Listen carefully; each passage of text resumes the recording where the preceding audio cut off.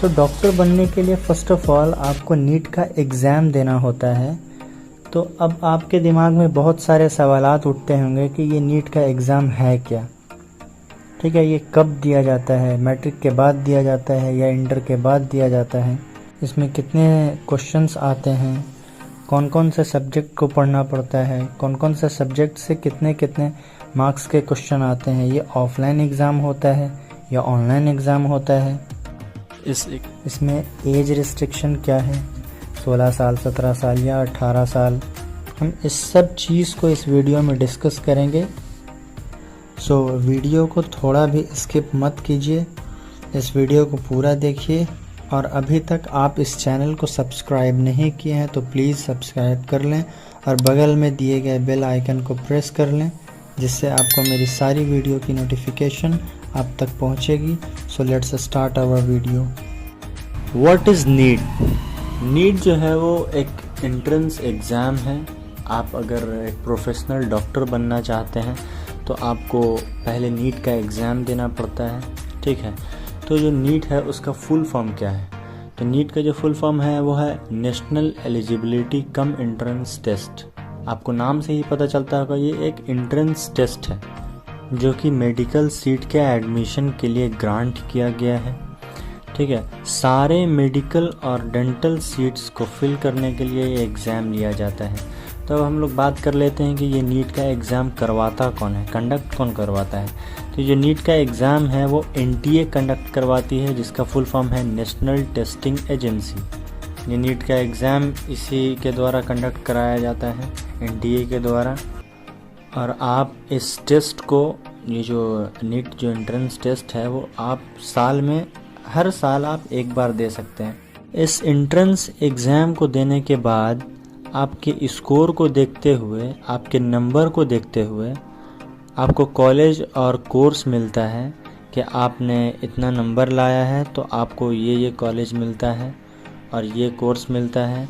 तो आप अगर उस कोर्स से खुश हैं, अगर आप मान लिया आप एमबीबीएस करना चाहते हैं, तो अगर आपने 650 नंबर लाया है या 700 नंबर लाया तो आपको इतने नंबर पे एमबीबीएस मिल जाता है। नीट के एग्ज़ाम में अगर आपने 650-700 नंबर लाया है तो आपको किसी कॉलेज में एमबीबीएस मिल सकता है। तो अगर आप एमबीबीएस करना चाहते थे और आपको एमबीबीएस मिल चुका है तो बहुत अच्छी बात है, आप एमबीबीएस करें। लेकिन मान लिया आपको एमबीबीएस नीट के एग्ज़ाम में एमबीबीएस तक का स्कोर नहीं आ पाया है, 400-300 ही आया है, जिससे आपको सिर्फ BAMS BHMS ही मिल पाया है, आयुर्वेदिक हो या होम्योपैथिक हो, जो भी हो, आपको एमबीबीएस छोड़ के दूसरा चीज़ मिल चुका है। तो अगर आप नहीं करना चाहते हैं उस चीज़ को तो आप फिर से 1 साल मेहनत करें और फिर से एग्ज़ाम दें और उसमें अच्छा नंबर ला करके आप एमबीबीएस ले सकते हैं। तो अब हम लोग बात कर लेते हैं कि नीट का एग्ज़ाम देने के बाद कौन कौन से कोर्स में हमारा एडमिशन हो सकता है, ठीक है। नीट का एग्ज़ाम के बाद कौन कौन सा कोर्स होता है, ठीक है। तो नीट का एग्ज़ाम के बाद जो पहला है वो है MBBS, bachelor of medicine and bachelor of surgery, जो कि 5.5 साल का होता है, ठीक है। और दूसरा है BDS, bachelor of dental surgery, ठीक है, ये दांत का डॉक्टर जो होता है उसके बारे में है। और तीसरा है आयुष है, जिसका फुल फॉर्म है आयुर्वेदिक, योगा, न्यूट्रोपैथी, यूनानी, सिद्धा एंड होम्योपैथिक। ये जितना भी कोर्स है वो सब नीट का एग्ज़ाम देने के बाद ही आपका इन सभी कोर्स में एडमिशन हो सकता है। अब हम लोग एलिजिबिलिटी क्राइटेरिया के बारे में बात कर लेते हैं कि इस एग्ज़ाम को देने में, अगर आप इस एग्ज़ाम को देना चाहते हैं तो एज रिस्ट्रिक्शन क्या है, आपकी उम्र कितनी होनी चाहिए। तो जो आपकी उम्र है वो 17 साल होनी चाहिए।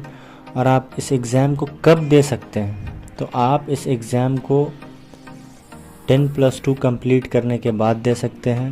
और 10+2 जो है वो PCB प्लस इंग्लिश, मतलब फ़िज़िक्स, केमिस्ट्री, बायोलॉजी और इंग्लिश के साथ आप पास आउट होना ज़रूरी है। मतलब कि अगर आप नीट एग्ज़ाम देना चाहते हैं तो आपको इस चीज़ से पास आउट होना ज़रूरी है, फ़िज़िक्स, केमिस्ट्री, बायोलॉजी और इंग्लिश से।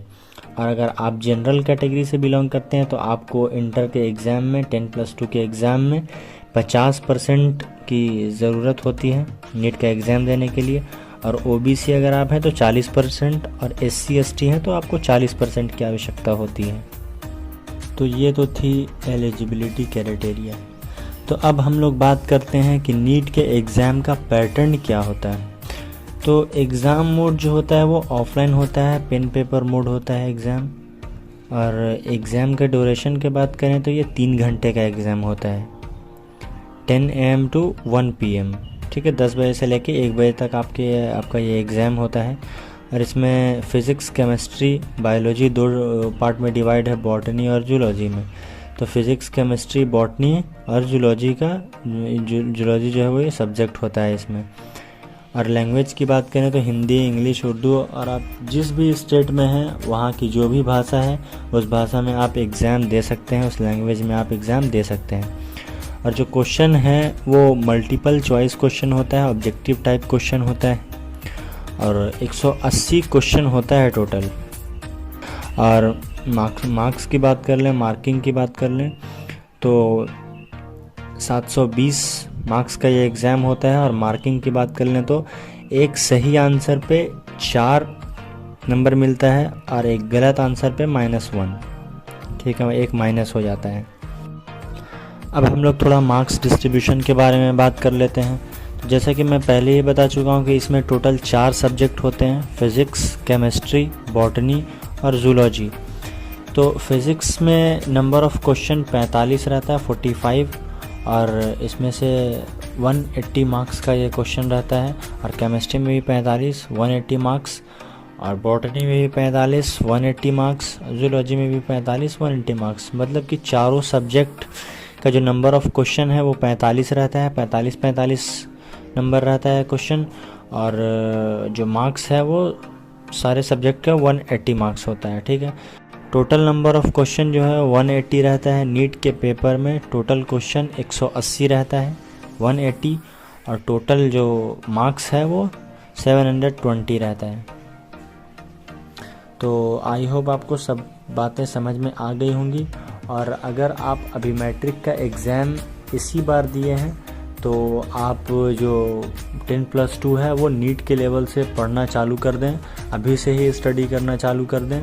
और अगर आप नीट के लेवल से अगर आप अभी से ही स्टडी करना चालू करेंगे तो आपका 10+2 में भी अच्छा मार्क्स आएगा, और फिर आप नीट भी उसी साल, मतलब जिस साल आप 10+2 पास आउट करेंगे उसी साल आप नीट का एग्ज़ाम भी दे सकेंगे।